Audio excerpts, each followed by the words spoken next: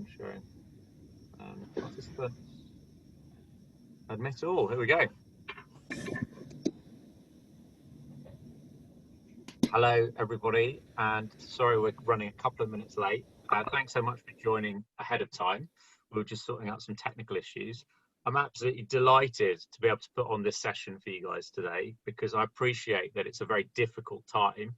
And I'm also even more delighted to be able to introduce Emma to you, who some of you will have had engagement with. You see her waving on the screen at the moment. And we're going to go through the nervous system, some clinical considerations, but then more importantly, we're going to think about it from a patient's perspective.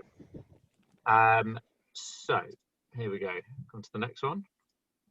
Obviously, from a disclaimer point of view, as always with all these slides and talks, I'm incredibly grateful to be allowed out to speak by the various people that I am employed by. But there's a more important disclaimer on this one in the sense that because this does go out to the public, none of this should be seen as medical advice. And if any of the members of the public that see this have any concerns about their health, they should, of course, contact their medical practitioner. So, in terms of the session that we're going to do today, there's three parts, really. The first part is setting the scene. And it's probably going to be around between 20 and 30 minutes, where I'm going to introduce you to Sir William Osler, obviously talk about the COVID-19 impacts in terms of your training, as well as the anatomy, physiology, as well as structure and function recap of the nervous system, and also what is multiple sclerosis. You'll have seen this morning, I've given you a Dropbox link where all the resources are in there, so you can access them from that. And if you ask each other in the WhatsApp chat to get hold of it, if one of you hasn't got the link. The second part, which is the bit that I'm really, really excited about, is it's never really been done before that I'm aware of, but we're going to do a live history taking where you are all the examiner for me. You also get to vote as to how long I get, 15 or 30 minutes. So in the polling function, I'd like you to say how long, but then a request from M is how come in the chat. So how long, you tell me, is it 15 or 30 minutes? And you'll see a different questioning style and you'll see a different approach to clinical history taking. But then M would like to know how come. How come you chose 15 or 30 minutes? And you need to put that in the chat, please. That'd be really helpful. I will then present back to you, the student examiners, all 29 of you, or 27 of you. And then I'd quite like some feedback, positive and negative. And in the, again, in the Dropbox thing that I made last night, there was also a feedback form that I would need you to fill in. And you can pick some things that I do and cross some things that I don't. And I genuinely would like feedback on my consulting skills because it's really useful for my practice. So please, please do that. And then finally, bearing in mind part 2 and part 3, there are no slides so that we can all see each other. Finally, we'll have a facilitated discussion. It's probably discussion is better than interview. It sounds very formal with Emma, with live Q&A from the audience, which I will be more administering that. I can go more into my media comfort zone rather than the doctory role to give Emma the spotlight in that regard. So who was Sir William Osler? You might have heard of him because a lot of your exams used to be called Oslers. They got replaced by OSCEs, and I'll talk about that in a second. But Sir William Osler was a Canadian physician and a founding father of Johns Hopkins University or Hospital, and he was a professor there. And the really important quote that he lived by and everybody knows about is, "He who studies medicine without books sails an uncharted sea, but he who studies medicine without patients does not go to sea at all." And I couldn't agree more in that regard. Certainly in my training, the first 2.5 years was incredibly difficult, where I had to learn everything with the books. And I found it a lot easier when I could communicate with people on a human level and met patients. So it did make me wonder, how would I have coped in a COVID-19 world?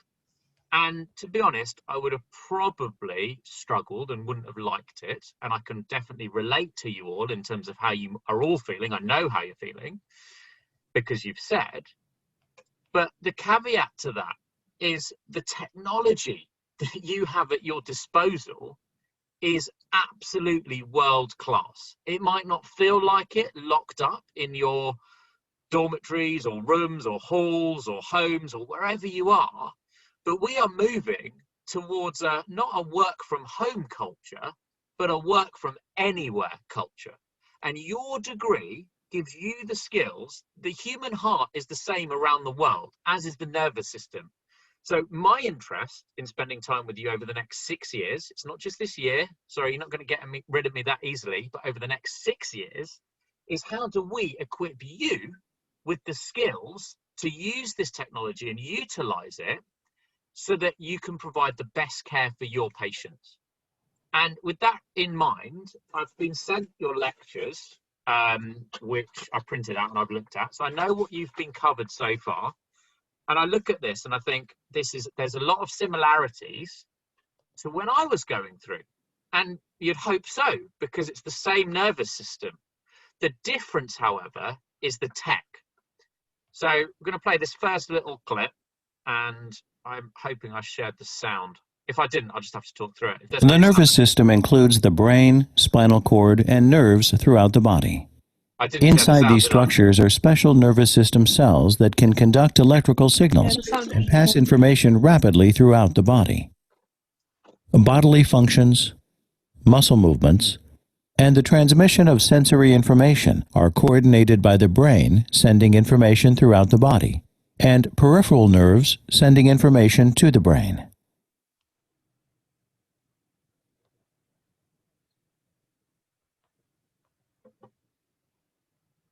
Structures of the nervous system transfer messages throughout the body. Specialized nervous system cells, called neurons, make this messaging possible. At one end of a neuron are dendrites that receive a messaging signal. In the neuron's axon, a chain reaction moves the message to the synapse, where the signal is transferred. Before this process begins,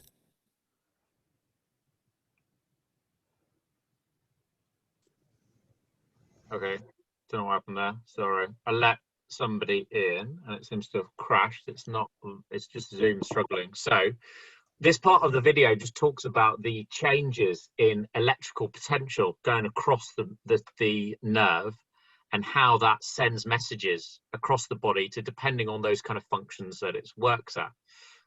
So let's see if the neuron is polarized with a net positive charge outside the neuron and a negative charge inside.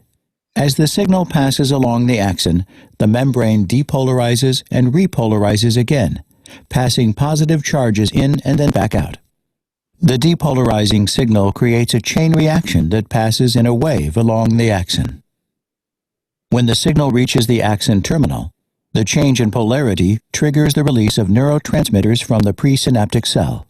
These chemicals travel across a small space and activate another neuron, or they can transfer the signal to tissue like muscle and create an action.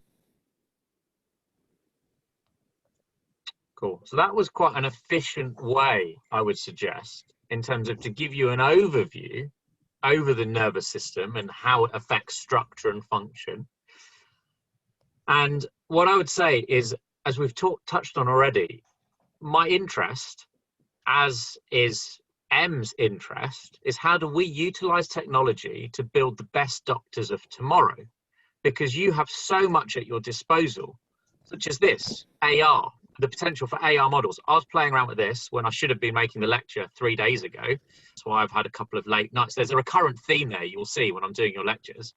But then the point being, this technology must be used to release time back to care. This is Professor Eric Topol, who's an absolute idol of mine. And he said that he wrote the book, The Patient Will See You Now. And that is like, it's not on your reading list, I wouldn't have thought, but it is an absolutely essential text. Because in this book, and I read it years ago, when he said that medicine is changing so that in the past, if your GP or doctor or whoever didn't like you and you had a skin condition, they would have codes and things in the language and the notes, and you wouldn't be able to see another doctor unless you got the say-so from the doctor that you saw. Whereas now with technology, patients can take a photo of their skin lesion, use AI algorithms to send it to specialists all around the world, and then get an instant opinion. How amazing is that? And when I met Prof. Topfall at the Royal Society of Medicine, when was it? February 2019, he launched a review that he did for Health Education England. And it was about how do we use digital so that the NHS workforce can use the tools. And he also mentioned to me that it required activist doctors to ensure that they're used as a force for good and give time back to care. Now, isn't that amazing? Isn't that very powerful and interesting? And it's not a sponsored post by any means, but I would 100% endorse and recommend you have a look at that book because it will shape your practice. So let's just look at the nervous system briefly in numbers. Over 100 billion neurons contained within the human brain. And that's the first part of the central nervous system in terms of the brain and the spinal cord. Traveling across that spinal cord and to the target organs and the places where it has end effect, nervous impulses can travel faster than 100 meters per second. There's about 60 types of epileptic seizure, and the spinal cord is 46 centimeters long. So that's just a few facts and stats, and that's just trying to paint a picture that there is a lot we don't know.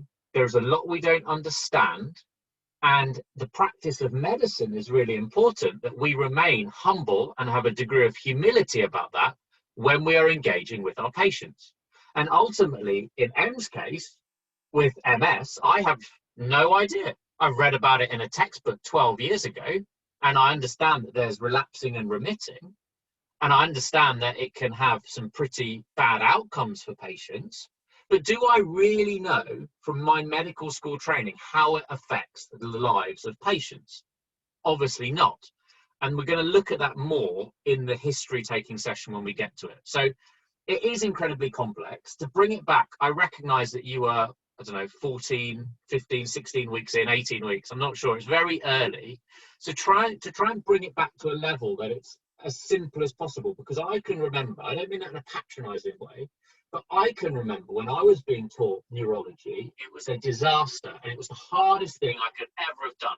So if somebody said to me in 2004, when I was struggling with the tracts and the columns and the nervous system, that in 2021, you will be recording a lecture to students with a patient talking about neurology, I would have laughed them out of the building. So it is fine to think that this is complicated, because it is, and you've got 6 years to learn it. But in a simple way, a nice way of thinking about the nervous system is really your body's inner communication system.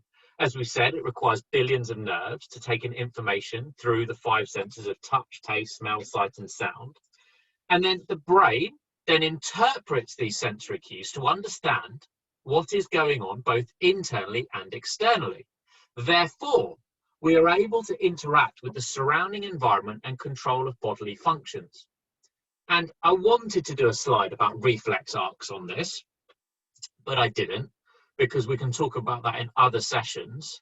But the point I would add there is I just want you to remember that there's a big part of the nervous system that happens automatically to keep us safe from noxious stimuli.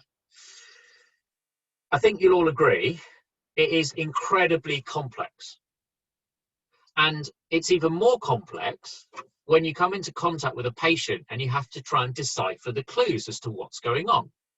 And I can tell you from my clinical work that when I was called as a junior doctor to see a patient, for instance, maybe their central line had a problem and it was bleeding and I had to go and see them, or there was some kind of problem, I would get a call and I'd get told, come here now, quickly, I need this. And I can always remember the temptation would be to gravitate towards the notes, because that's a place of safety. That's a place which is written in the language that I understand and speak as a doctor. But for every minute that you're looking at the paperwork, you're missing an opportunity to put the patient first. So I would implore you, in 6 years' time, when you're junior doctors and you get that call, because you will, and a patient is unwell, yes, the notes are important. Yes, you need to document everything into it, but get what you can from the patient first and foremost, because as soon as what is written, just like the textbooks that we use, are out of date the moment they print or go to print, there's a couple of issues with burying your heads in the notes and the medical records. One, somebody might have misinterpreted or had a misunderstanding of what that patient is thinking and feeling and experiencing. But also, the clinical picture might have changed. Somebody might have come in and actually put in another central line. And the one that was bleeding was no longer the reason that you were there. And actually, the patient's problem at that point may be, even though you were initially called because of a bleeding central line, maybe they caused a pneumothorax putting the other line in, and now they're short of breath. So if you go to the notes and you're reading, oh, the patient's got a bleeding neck, and then you go to the patient and they're saying, actually, I'm short of breath, I hope you will see the problems that may entail. So this is one of Emma's letters, and it was from the 23rd of September, 2014. And the history, or the presenting complaint, was headache and loss of vision. And you really need to take a very inquisitive, almost hyper-analytical approach, as Sherlock Holmes would take to patients, the whos, the whys, the whats, the wheres, the whens. But you need to do it in a way, probably with slightly more emotional intelligence than Sherlock Holmes would go about it. Then the next part of the journey is examination and investigations in terms of that. And this is the charge list from Optegra in terms of getting, Em had to get additional investigations to get a diagnosis and get to the bottom of that. And then we move on to visual fields tests. And you will learn about how the clinical examination involves visual fields. And there's a lot of this kind of stuff, and look into my eyes, and not around the eyes but into the eyes, etc., and look in here and that, and am I this way or am I this way? Don't worry, there is a machine that does that. Sometimes we don't tell you about that machine as medical students because we want you to make sure that you can do it without the machine. But the hyper accurate way of assessing that is obviously visual fields. And then you put together history, examination, and investigation to come to a diagnosis. And the diagnosis in this case was right homonymous hemianopia, respecting the vertical midline. And I can remember, excuse me, being taught about this, but really, really struggling. And the reason that I was struggling was because I didn't have a patient to hang any of this stuff on. I had no idea. In my mind, it was just loads of complicated neural pathways and maps and anatomy that I did not understand. So there's an inherent warning in this for you. In every single interaction that you have, in every OSCE, every exam, but most importantly, in every patient that you ever see, it's treat the man, not the scan, or the woman in this case, but that wrecks the rhyme. So treat the man, not the scan. And always take a holistic biopsychosocial view to your practice of medicine, which I firmly believe is an absolute privilege. So the things that Em has shared, I've never been to Russia. Last night, I was getting distracted looking at some beautiful photos of Russia. What an absolute privilege that you, as 18, 19, 20-year-olds, 6 years before you get to actually get the medical degree, you're already being entrusted with this privileged information. So the least you can do to repay that is always take a holistic view and consider the biopsychosocial aspects, because ultimately remembering this for your exams will serve both you and your patients well. Now, I'm going to bring it back to your level in terms of, not level, but what's most important for you now, which is exams, obviously, because the exams are staging posts and stepping stones to get there.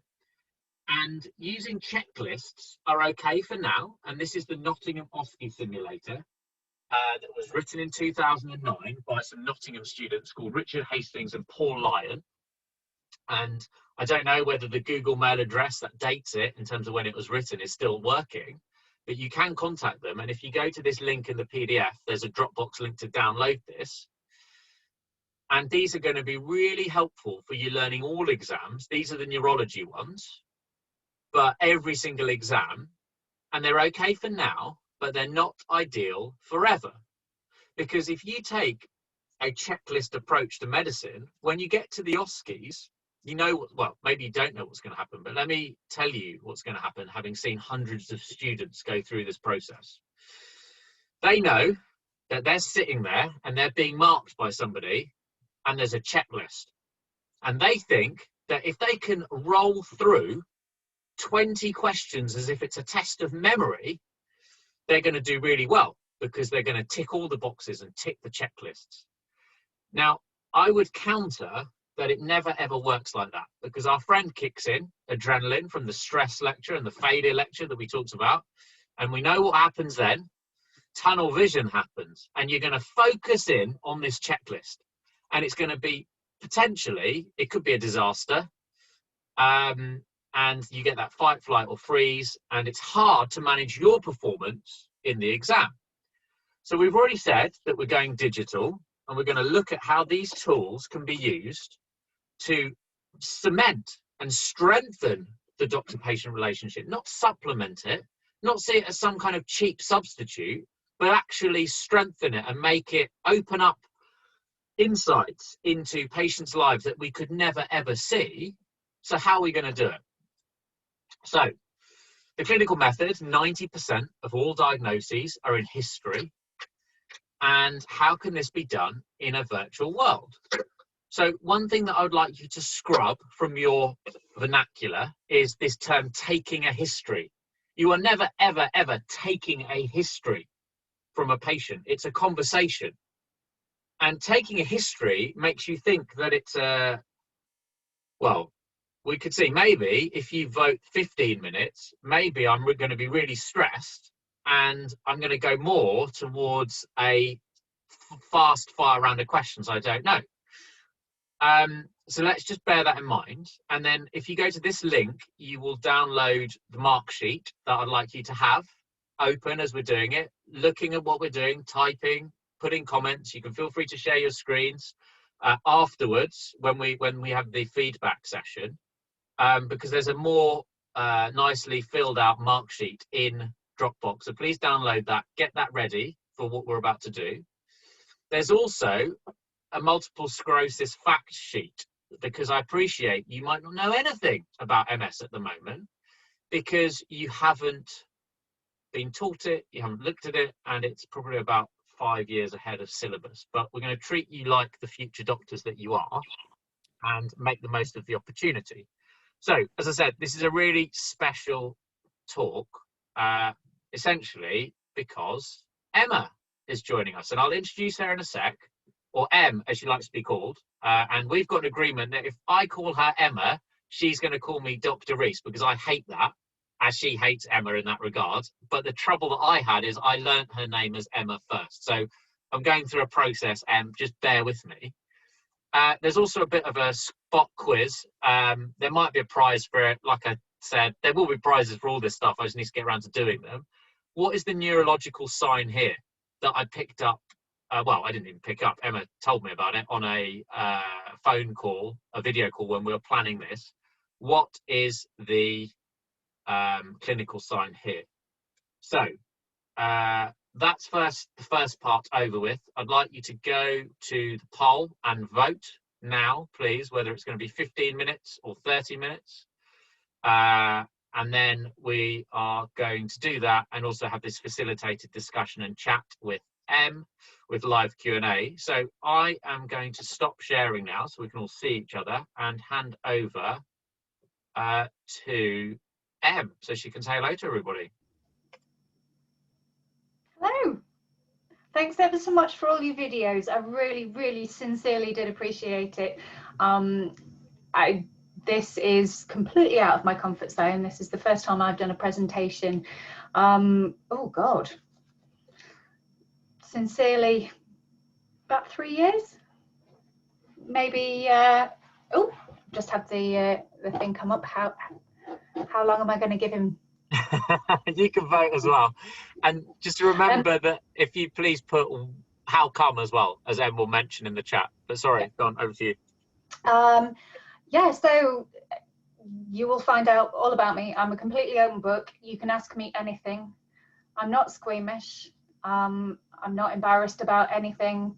I've had some in-depth, well, put it this way, the first 4 days in Moscow, if there was a bit of me left over that hadn't been tested, I would be surprised.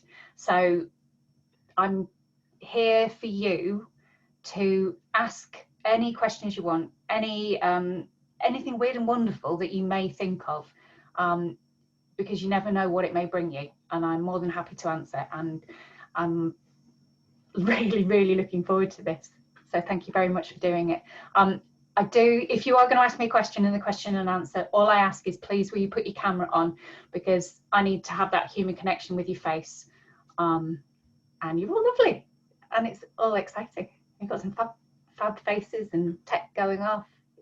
It's great. So thank you for giving me the opportunity to do this. Well, no, thank you for giving us your time and expertise. And a man is in the waiting room, but I don't know how to let him in, which is a shame. So I'm trying to do that. It's, oh look, 48, 52%. So I'm going to end the polling. It's gone on 30 minutes. Can we please put how come you chose that in the chat? Because that was a specific request from M. If I end the chat, I might be able to let Aman in for part 2. I don't know where. Oh, hold on. Is he with us now? Can somebody tell me? I can't see. I don't think so. Okay. Well, I mean, it's all recorded, so he can catch up. It's fine. It doesn't matter. Yeah, just don't let. If you, what I might do is when we're doing the what's the word? When we are doing the history taking session, no, because you're top of the list, I'm going to make you co-host. So if somebody comes or drops in or drops out, if you wouldn't mind just letting them in, you should be able to let them do that. Is that right? So thank you. Let's have a look at the chat. 30 minutes so we can have more of an understanding. I put 15 minutes because 30 just seemed like too long. Any other reasons why you picked 15 or 30? Not why, we asked. Sorry, not why. How come? How come? How come? Sorry, how come? That's a good shout. I put 15 because it's closest to what we get in clinical skills. Maybe we can spot any techniques to use and be efficient. Okay. So to get more information, 30 minutes, I think it will allow for more detail to be taken. Okay, that's very good. Fine. So I'll tell you what, we're good for time. So what we'll do is if somebody can let me know we'll do both, right? So I'll do it as if it's 15 minutes, and the first start of the bit of the conversation I will set up as that, and then the second part will be a more sort of relaxed chat. And if I'm thinking about the skills that I would use in this situation, I would think that in the first 15-minute session, it would be as if I was in A&E and I really needed to get a detailed understanding quickly of what was going on. And then in the 30-minute or the 15-minute extension of that, it would be around how do I get really more in-depth and detailed clerking. Okay? So... do you want to do this the fun way and put Google timers on things? Yeah, okay. Is that, here. Okay, that sounds fun. Yeah, it sounds like more pressure for me also, so that's fine. I'm all for that. Please, guys, if you could please download that feedback marking sheet for me, if you haven't already, because that would be really helpful. And then as soon as we get the Google timer up, you can also see how questioning style changes. Kish, could somebody please email it to Charlotte for me so she can join in as well? Charlotte is my friend who's joining in. You'll see her. Where's she gone? I can't see her on the screen. Yeah, she's joining in. There's a little bit of moral support for me. and maybe she might join us in later as well and talk about a few things, but we'll see. Sure, no worries. We'll get Sarah. You're pretty good with tech and stuff, and I'm sure you got it. Thank you. Thank you. I can't find the waiting. Wait, is a man in this call? Because I can't find the waiting room. But Yeah, I'm in the waiting room and I can't see him, so don't worry. We'll just. Oh no, hold on.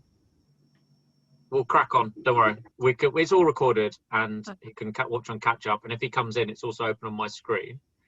So I'm going to move now to speak of you, because I think that's really important that I can see M when we're speaking.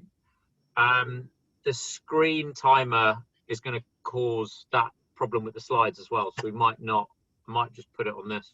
No, it's all right. I've got Google Home. Oh, even better. So I can't even see it. Okay. So, okay, I'm just going to start a stopwatch here so I can see my end. Ready? Almost. Yeah, synchronized watches. Hold on. Hold on. Yes, I'm now 3, 2. Hang on. Okay, No, Google, sorry. set timer for 15 minutes. Cool. Thank you.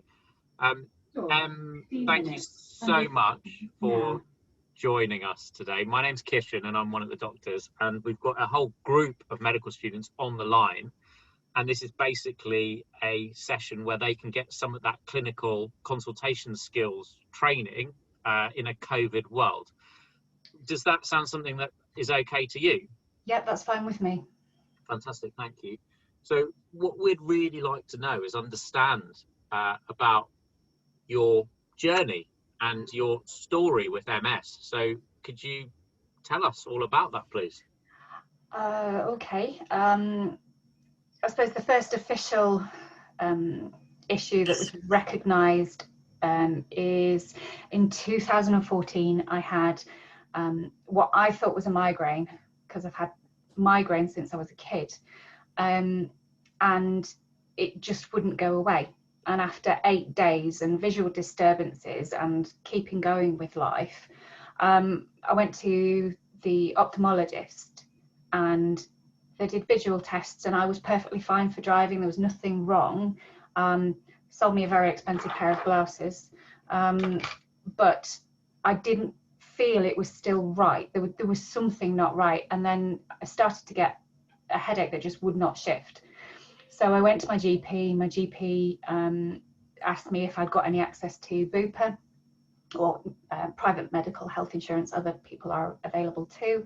I said I did have Bupa, and he knew of a consultant that I could go to at the Yorkshire Eye Hospital and be seen.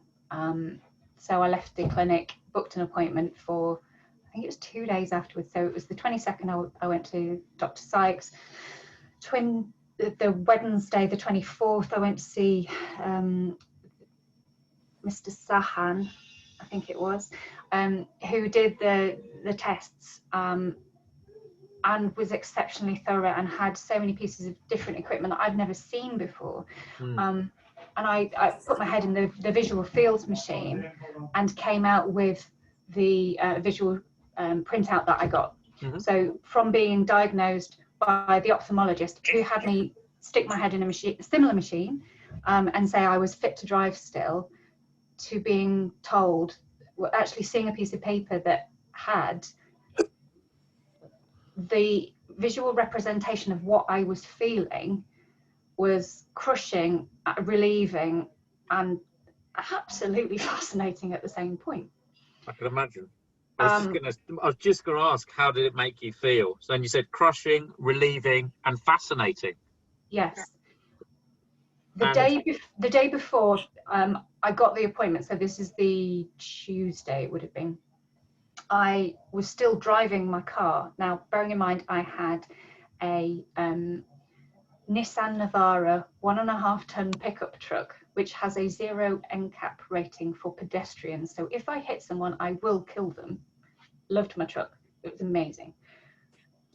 And I was driving past the park in our village, and I looked to my right and I saw a lady walking with a toddler holding his hand. And there was a cut through in the field, and I turned back to look straight ahead and I couldn't see her. She'd gone. Goodness. completely gone. And I looked again, she was there, I looked there, it was gone. And I got to the end of the road and I thought, I shouldn't be driving. Yeah. So my husband took me to the Isle Hospital and I stopped driving at that point. Okay, so I should have asked at the beginning, and sorry I forgot about this, but this is really helpful in terms of how old are you, please, just so I can frame everything in terms of dates and years. Okay, now I am 41. I will be 42 in April. I was 35 when this happened. And what do you do for work? Now I'm a housewife.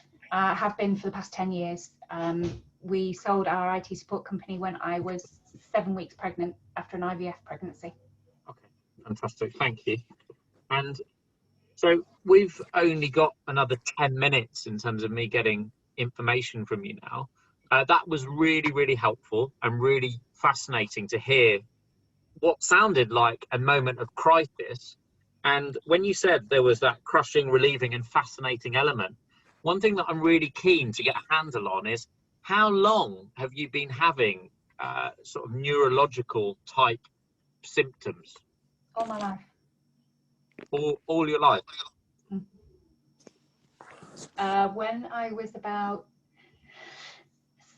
6-ish, maybe 7, I need to look at my notes.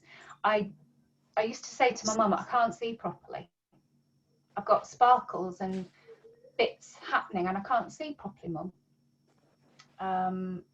And she said, okay, trust you. Took me to the doctors, took me to the opticians, fought for me to see neurologists. I went to the QMC in Nottingham for an eye consult, again, investigations. It's just nothing, she's growing up. But I still couldn't see properly. Fast forward to 11, I had a weird seizure. When I get sick, I get really, really sick. And I had a vomiting episode in the middle of the night, to the point where I overheated and I ended up having a grand mal seizure. My heart stopped, I stopped breathing. My dad resuscitated me. And when the ambulance arrived, I was overheating so badly they had to damp my nightdress and couldn't cover me over because they were trying to do anything to cool me down. And I just remember being so cold and them saying, look, we can't cover you up. And how old were you, sorry, at that point? 11, I think, possibly 12. I had another fit in the computer room at school where I swore at the teacher because I stood up, said, ow, my head, and dropped to the floor. He walked out the classroom. My classmate, whose dad was epileptic, she rescued me because I had chewing gum in my mouth and I could have choked. What else happened? I've had migraines from the age of 13. They've got progressively worse. I get hemiplegia down the right hand side of my body when I get a migraine. I can be in bed for 2 to 3 days when they come on. I had, this is the irony of it, I had Epstein-Barr when I was 16. It was whilst I was doing my GCSE results and I got to my last day and I was due to go to a violin school, or it was an orchestral residential that I'd been looking forward to, and it was my goal and I was going to do it. And I got to the Saturday morning and I could not get out of bed and I spent 4 days fast asleep. Just, I think I sort of stag to the loo, didn't really eat for 4 days, just drank a bit and went to sleep. That was all I could do. There was nothing in me. Diagnosed with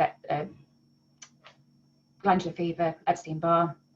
Do you think that might have been a bit of a distractor in terms of people might have been using that? You're getting some of these neurological symptoms and some of these issues. Did people pin things on that diagnosis as that might have been a reason for instance, fatigue afterwards? Yes. Oh, yeah, I have had chronic fatigue ever since there, coming in waves, peaks and waves. It's migraines, it's this. The one thing that I didn't tell you, sorry, I forgot. After I had my first seizure, my mum again championed me and fought for me to go through the MRI machine at QMC, and I think I was one of something like the third person through it because it smelled of fresh paint. And they found a patch here, which my mum attributed to me falling down the stairs at the age of 2, and she blamed herself for 4 because it looked like a damaged patch in my brain, but because the pictures weren't good enough, they just said, oh, looks like a migraines, sorry, her fits are caused by hormones, she'll grow out of them, we're not going to put her on any medication. So I was discharged at 12, 13, something like that. Wow. So my ears pierced on the way home. And you what, sorry? My ears pierced on the way home. I had your ears pierced on the way. Okay. Other neurologicals, so 16 Epstein-Barr. From the age of 18, I realised I had quite a nasty temper, and going to university when I was drinking, because that's what you do at university. Not that any of you should. Go to university?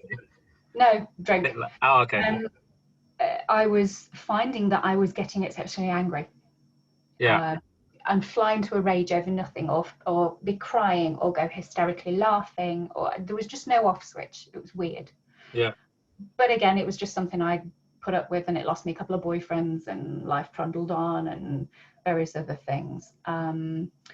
I was told by a doctor, because I had a bit of investigation, because I joined the migraine mist trial when that first came out, looking at whether I had a hole in the heart, because my mum's brother was a hole in the heart baby and died at the age of 9. So there's a bit of a family history, and looking into the research, we wondered if that was one of the things.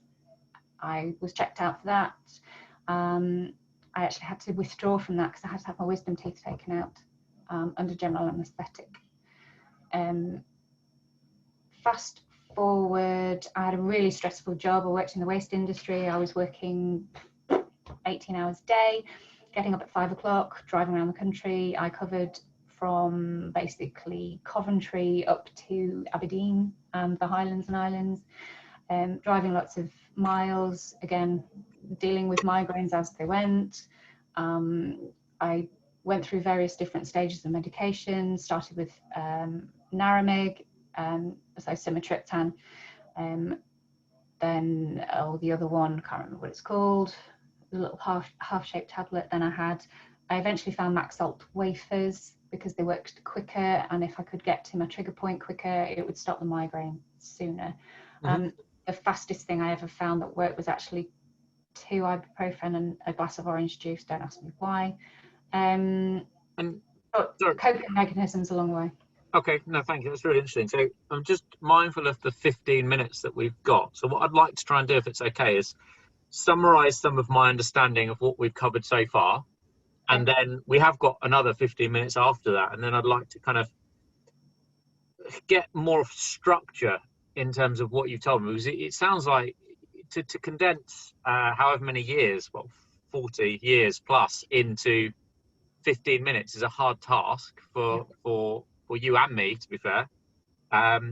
So what I'd like to do is, so you're 41 years old, you're a housewife, but you work-wise, you've sold a business a few years ago when you were 7 weeks pregnant, and then you've been a housewife since then. You were diagnosed with MS when you were 35 years old, and that was off the basis of having a migraine and a bit of a sort of crisis moment where things escalated quite quickly, and you saw the right specialists, and then it was almost at that point that the stars aligned, and then it was at that point people were starting looking back in your history in terms of some of the... No? Okay. No, that never happened. That's me telling you about that. Okay. So moving forward from the visual test field, I then went back to my GP, who said, you need to be seen by a specialist. Let's refer you back out to neurology. And we think you need to look at a stroke specialist. So I selected Mr. Hassan, and I booked an appointment with him. But in the 4 days before I went to see, so there was a 4-day interval between going to see him. 2 days into that, my headache became so horrifically bad. I just couldn't deal with it anymore. So I went to LGI in Leeds, and sat in reception of A&E and just said, I need to see somebody, please. Booked myself in, knew that I was safe, sat there, really busy day. They gave me 2 paracetamol. There were 3 blue lights, 2 helicopters came in, and I knew it was busy, and then the paracetamol wore off and I just needed something more. So after 2 hours I asked for more paracetamol, and they pulled me into a room. They got me seen, had a CT scan, and I was admitted while they spoke to the chief radiologist, and they didn't know what it was. At that time, I'd got Phoebe in nursery, Adam was working away, I had to go and pick her up. I've got no support up here. So I checked myself out of the hospital on the understanding and agreement with the radiologist. If I got worse, I would come back. I made her that promise, and I would. She then came in on a day off the next day to ring me and say that we think you've had a migrainous infarction. And that sort of married up with the stroke, and that's what made me go to see Mr. Hassan. He did 10 vials of blood and put me through an MRI, and 3 days later told me that I'd had a clinically isolated episode. It's demyelination, not a stroke. So happy days, not a stroke. Oh my God, this could be MS. Your time is up. Well, that's pretty good timing. Thank you very much. So I think I'm going to take a little break. Thank you so much, Emma. We'll go to a bit of feedback for that 15 minutes. If anybody wants to come on and kind of share the mark scheme that they've done, I'd love some feedback. And I know there's some HIMSS colleagues on the call as well, so I don't know whether they'd like to start, but if not, it's just, yeah, feel free to come on, say hello, and let's talk through what went well and what I should do better. I've got one. Okay, who's that? Go on, Lydia, you can go. Okay. I think you obviously already know this one because you did correct yourself in the end, but you didn't ask for the date of birth at the start of it. And I don't think you actually asked if her name was Emma, but you already knew that as Fantastic. well. So Why is that important, Lydia? the date of birth or the name? Or Yeah, both? checking date of birth and patient, and why is that absolutely critical, and why is that a bad thing to miss at the beginning? It could be like a privacy problem, like you could be seeing the wrong person, and if you're just assuming it's someone else, then you could start telling them confidential information about someone else. Fantastic. Well done. Very good. Aman, were you going to come in as well? Yeah, I was gonna say, like, literally, like, the flow of it was absolutely incredible. Like, when I joined the call a bit late, I literally thought he was just having a conversation with her. Like, it just sounded like a normal conversation. So I really liked it.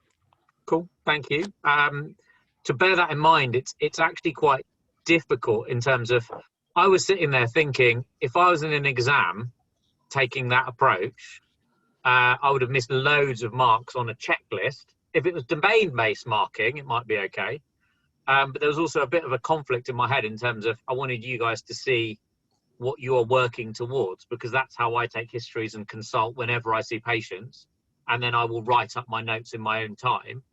I get there is a hurdle in terms of exams that we've got to teach you for and train you for.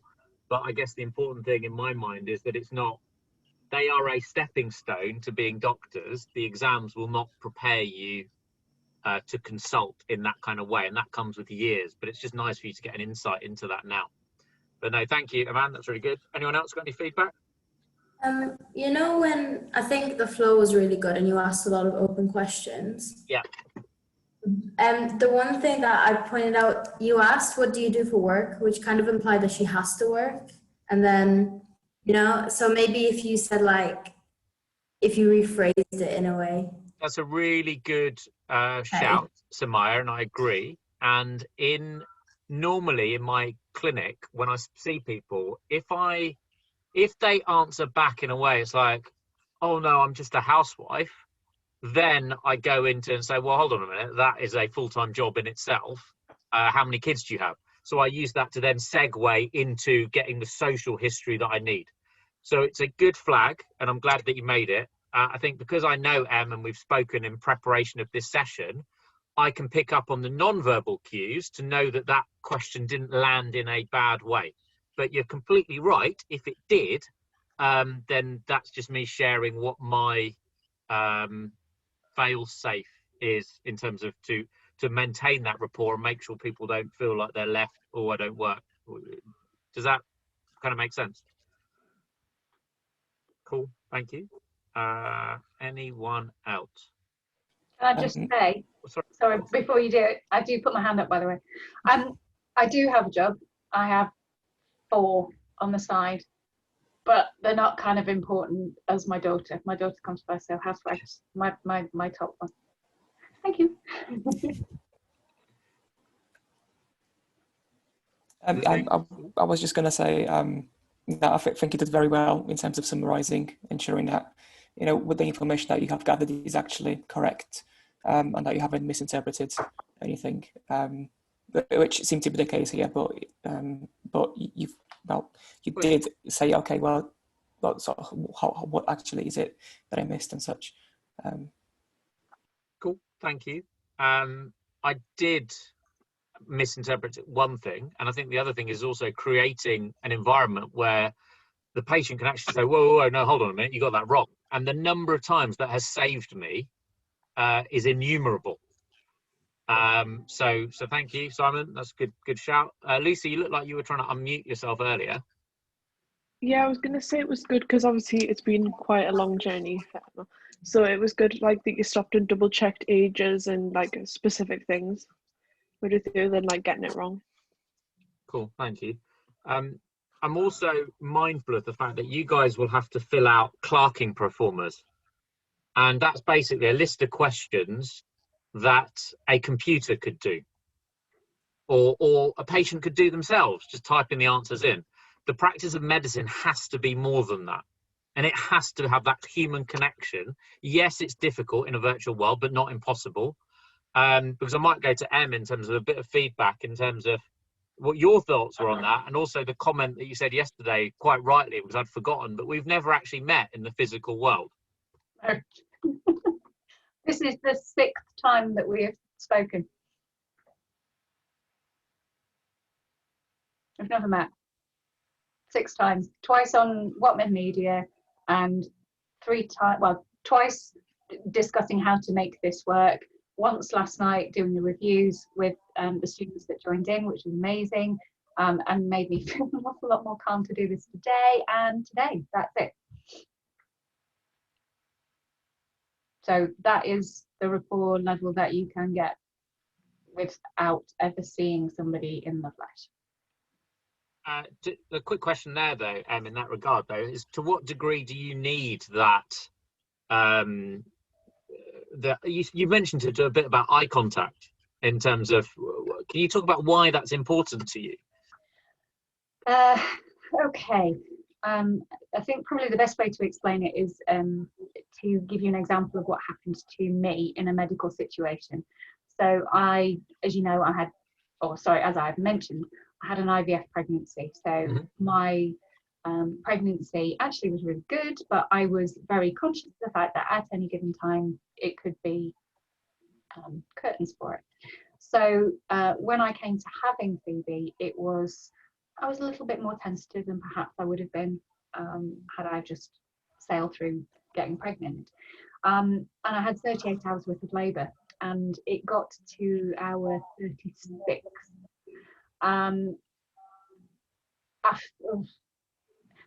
I suppose before that, after 12 hours, they realised they needed to give me Pethidine to make me sleep because I didn't have any sleep. I'd been up for 24 hours beforehand.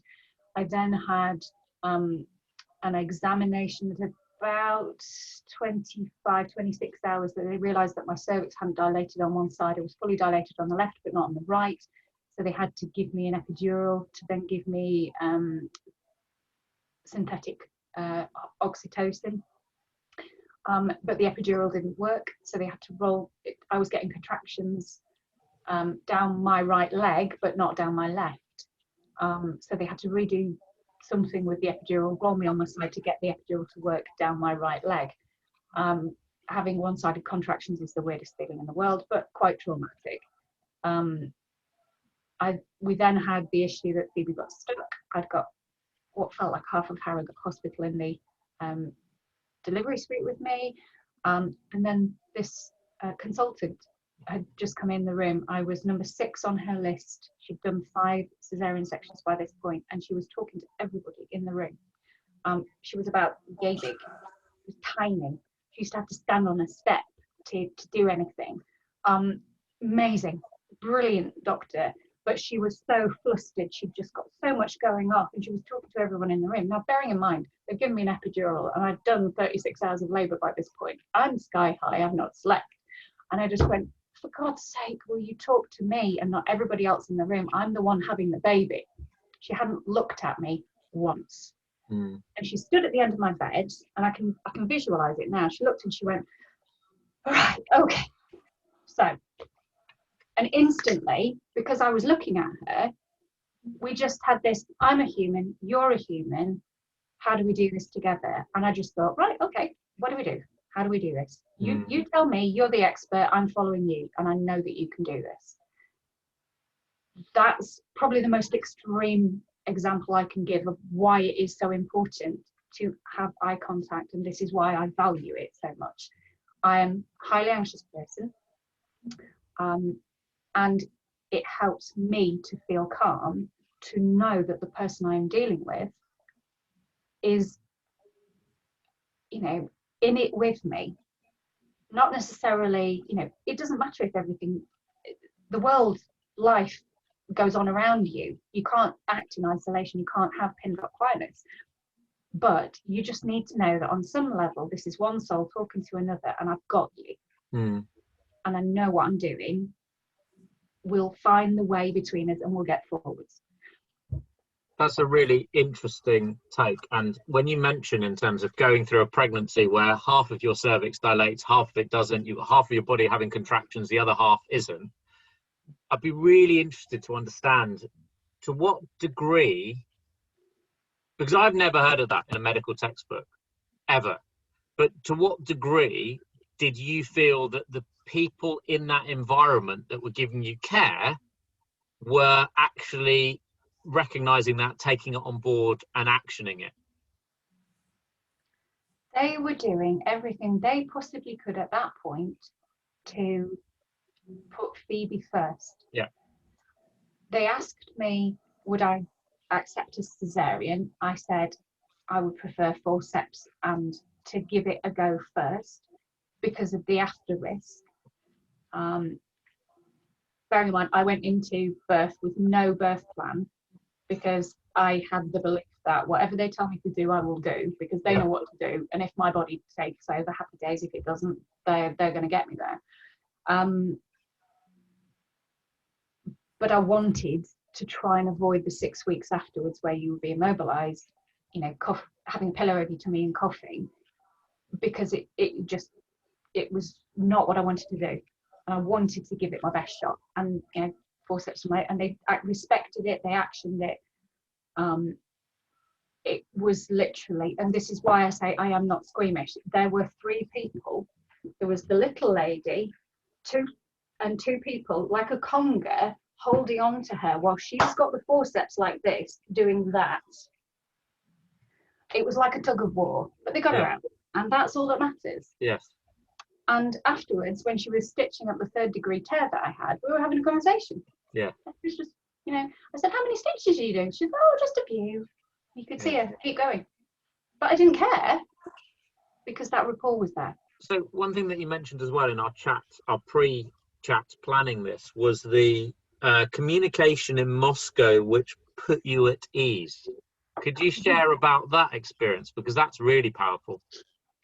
Yeah, I've actually got some videos that I'll share somehow afterwards that you can actually see it real time, you can play. So I'm in Moscow. The only Russian I know is Spasiba and Perzholstva, which is please and thank you. There is varying degrees of English being spoken. There are people who can't communicate in English. So as a linguist, I try and find a way to communicate. Google Translate. However, so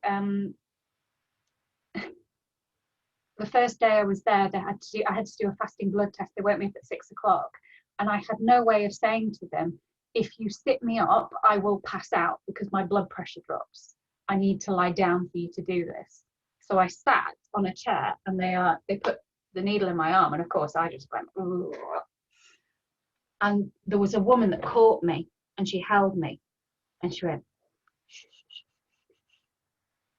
That's all she did. Put a finger up, laid me back on the chair, stroked my forehead, and then redid the blood test. Yeah. So she didn't need to speak. There is communication there.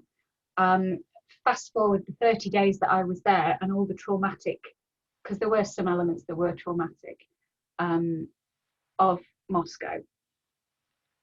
The funniest one, I'm in isolation, day 4 or day 5, in neutropenia, no energy whatsoever. I'm wearing white pajamas, my hair's falling out, and I desperately wanted a shower, and I wasn't allowed a shower because you have to bath in vodka.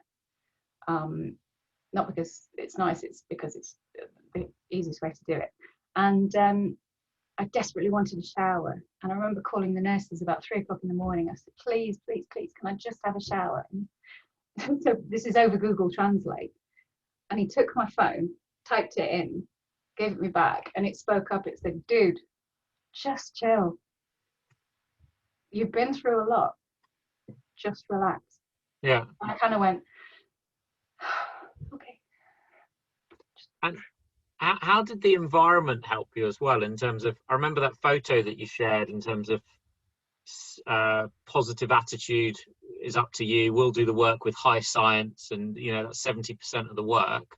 Yeah, so the first thing to do is you walk in the clinic, and it's everywhere, and it's part of the ethos, and you see that they work as a team. There is no ego. There is, Dr.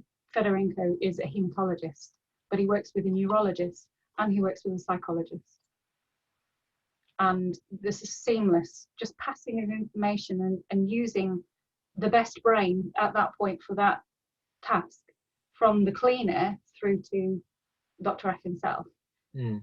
And you never feel like anything is an inconvenience.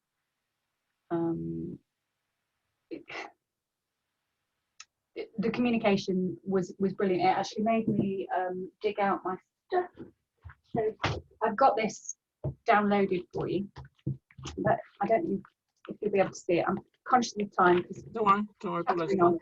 This, can you give me a thumbs up, everybody that's on camera, if you can see what this is? Okay, so they used to take 4 or 5 vials of blood out of the central line every morning, and we got hemoglobin, leukocytes, and platelets tracking every day. So you knew what level it should be, or they were looking for, if there was an issue, and it was just tracked. So these 3 every day, tick, tick, tick, tick, tick.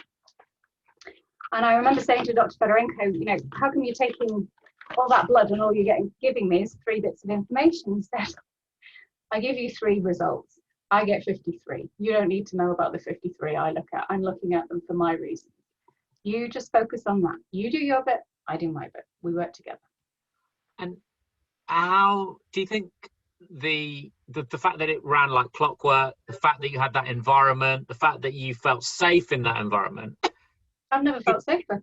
Could you sort of consider the conflicting side, perhaps, and also say you were in an environment where you felt care wasn't going the right way and you were only getting some of the results, not all of them? Would that have an influence on that, in that the way that you would have an outlook on that situation, just hypothetically? Yeah.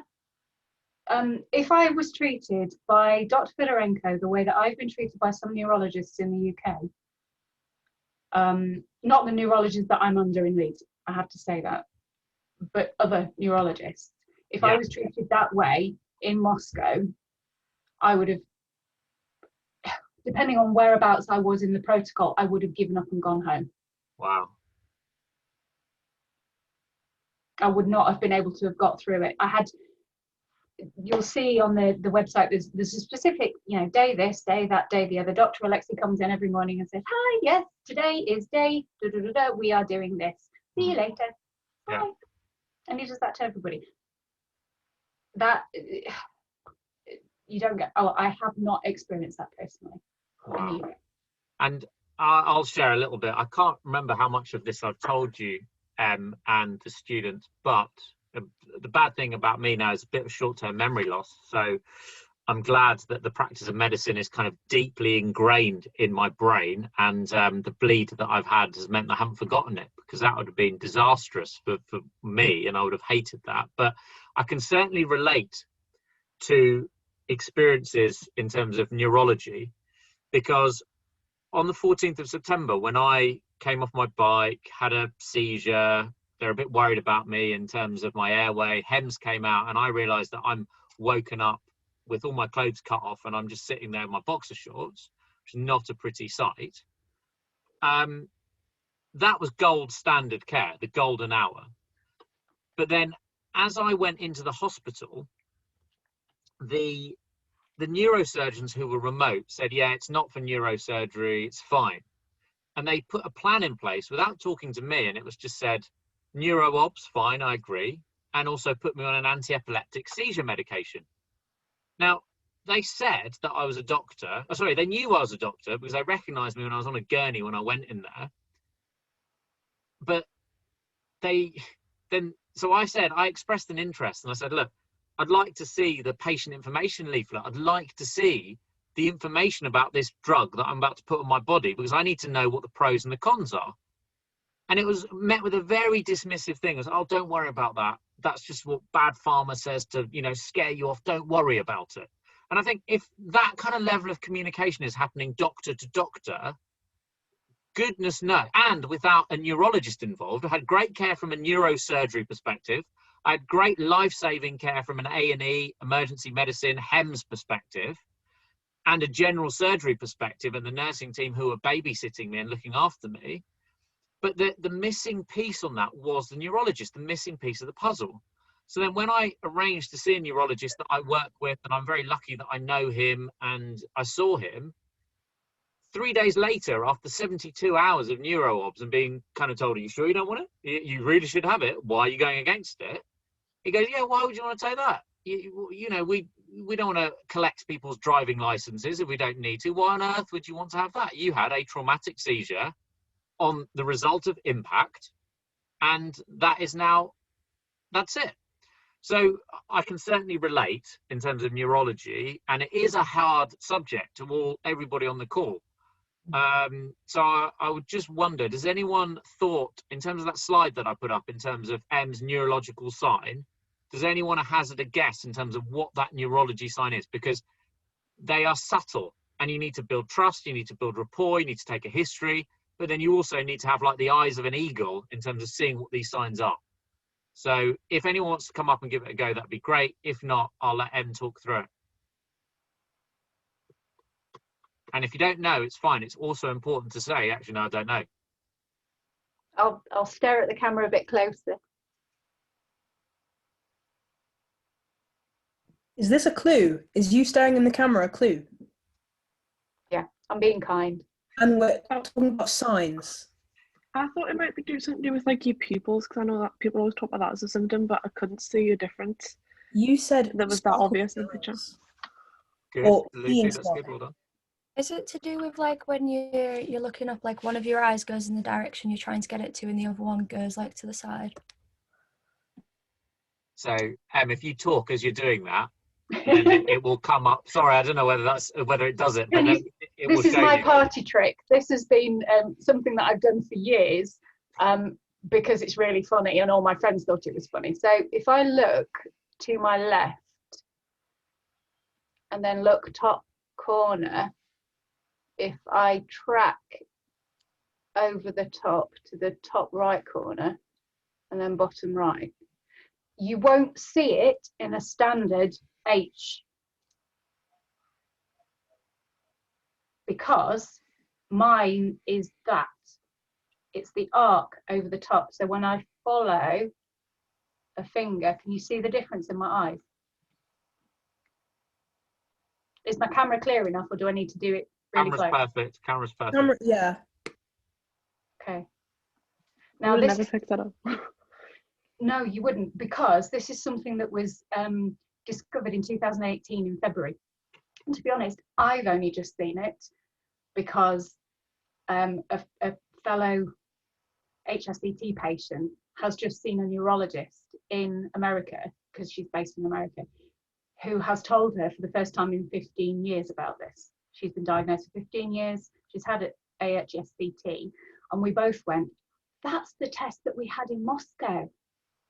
So it was released in February 2018, and it was in working practice in the clinic that I went to in July. They were using this as a test. They were looking for things. So they are in that clinic, they are such great specialists. They are early adopters. And that's why I chose them, because they're amazing. But yeah, so there's actually the documentation. I've given you a quick guide to it by doing that. I've got the documentation, and I've given it to Kish, so you can read it and have a look at it and see how it's applicable. I'll try and get the link to the neurologist's website. If you want to go down the rabbit hole of neurology, I can send you lots and lots of research that I've gathered, lots of links to things. You can read all these wonderful things. You know, just ask. But I don't want to overwhelm you. So rather than me give it, if you say to me, yes, please, could I have that? I'll put it up to forever, and you can share it and do whatever. Thank you, and that's amazing. Could you also please tell us about the muscle weakness that was purported to you in terms of the way that your eye works and moves, and what the operation would be? Right. So again, because I was thinking this isn't right, what's my eyes again, went to see presumably an eye surgeon or somebody in QMC again, and they said, oh, you've got a weak muscle. I can't remember which one it was, one of the guider muscles in your eye, and basically it will get progressively worse until you're 40 to 50, and then we will do one operation to shorten the muscle and pull your eye back in and correct it. It's a one-time only option. We can't do it repeatedly, so we have to leave it to get as worse as we can to then do it, because it's shortening a muscle or a tendon or something or other. Obviously, I don't know what it is. Yeah, no, it's not. It's a hole in my brain. There's a lesion somewhere that is causing it to misfire. It's the best way I can deal with MS, or how I explained it to my daughter, to Phoebe, when I was first diagnosed, is to imagine a mouse nibbling on a wire, and it's nibbling away the plastic to get to the copper. And if it touches the copper, the light won't work anymore. I've got loads of mice running around in my body, basically nibbling away at the myelin sheath in my nerves. But the great thing is about my plastic brain, it will find another way to do it if it can. Yeah. Wow. That's amazing. Again, whenever we chat, I learn more stuff. So thank you so much for that. I love that, mice nibbling away at copper wires. And that's a really useful way to explain this to carers, relatives, children of those affected with MS, because it is an incredibly stressful thing for everybody involved to see. We're moving towards the last 15 minutes. So what I'd ask you guys to do now, if it's okay, is Lucy is going to share a link with you all. As Em said, she would like to do these sessions more. I would like to do these sessions more, but we need feedback to do that. So Lucy, if you wouldn't mind sharing your screen and just talking through the feedback form that you collated last night, and if everybody could use the last 15 minutes of the call, a tremendous amount of work has gone into this, and it would be interesting for Em to see this feedback as well. So I'd like you to kind of fill it out in the next 15 minutes. Feedback is best in the moment and not 3 months after the fact. And if you want to see patients, if you want to see this kind of teaching, this is your opportunity to fill out that feedback form now. So I'll hand over to Lucy. Would someone be able to let my other iPad in the... Oh, never mind, it's not. Yeah, of course. Is it in now? No. Yeah. Brilliant. Go on then. This should be sharing my screen in a second. And there's this form basically. That's me trying to share the link with you. And I just wanted everyone to fill it out after the session because we want to use the information to basically, first way to describe it is like to see how useful sessions like this will be in future, like because we're looking into how COVID's affected like medical education. It'll only take you like a minute to fill it out.